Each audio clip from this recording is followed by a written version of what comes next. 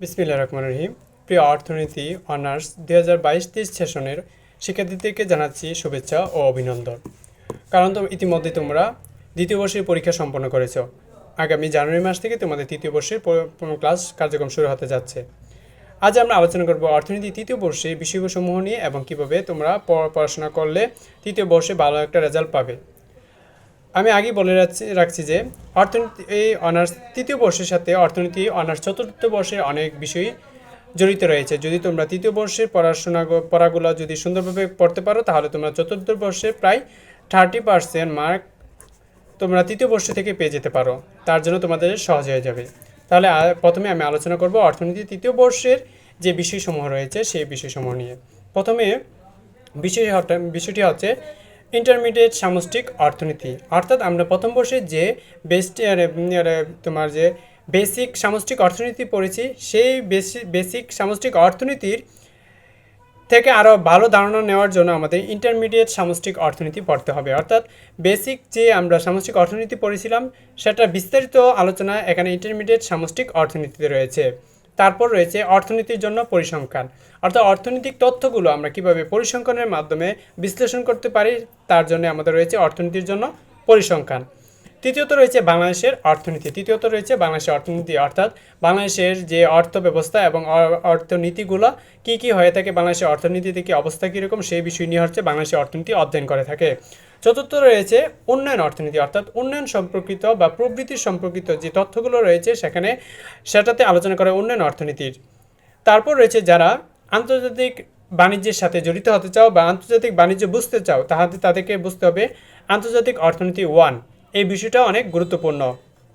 ষষ্ঠত রয়েছে সরকারি অর্থব্যবস্থা, অর্থাৎ সরকারের আয় ব্যয় নীতি, কর ব্যয় কীভাবে কর হার নির্ধারণ করা হয়, কীভাবে তোমার আয়টা হয়ে থাকে সরকারের, সেটা নিয়ে আলোচনা করা হয় সরকারি অর্থব্যবস্থায়।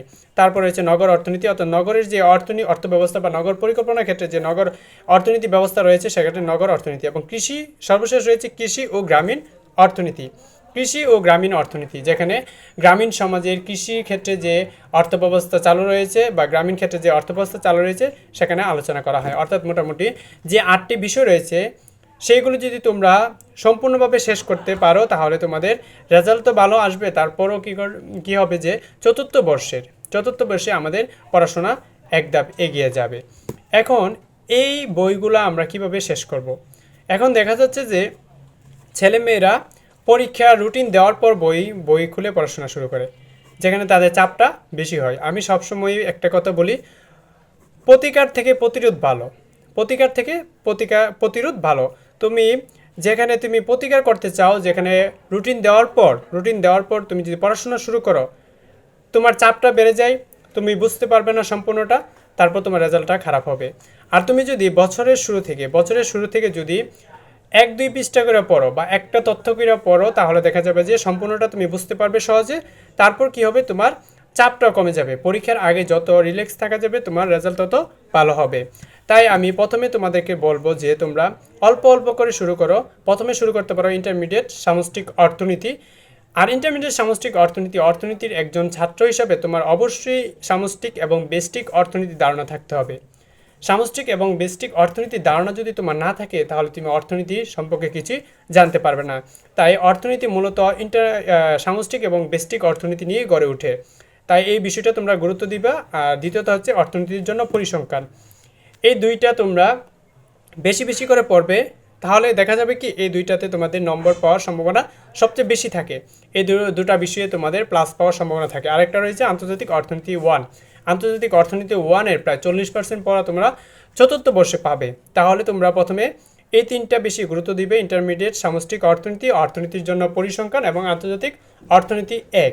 আর যে বাকি বিষয়গুলো রয়েছে বেশিগুলাই মূলত তথ্য রয়েছে বা যেগুলো মুখস্থ পড়লেও তোমাদের চলবে। তাই আমি বলবো যে প্রথম যে তিনটা ইন্টারমিডিয়েট সামষ্টিক অর্থনীতির জন্য পরিসংখ্যান এবং আন্তর্জাতিক অর্থনীতি 1, এই তিনটা বিষয় তোমরা গুরুত্ব সহকারে পড়বে। তাহলে আশা করি অর্থনীতি অনার্স তৃতীয় বর্ষের পরীক্ষাটা তোমার জন্যই হবে এবং তুমি তোমার মন মতো একটা রেজাল্ট তৈরি করতে পারবে বলে আশা করি।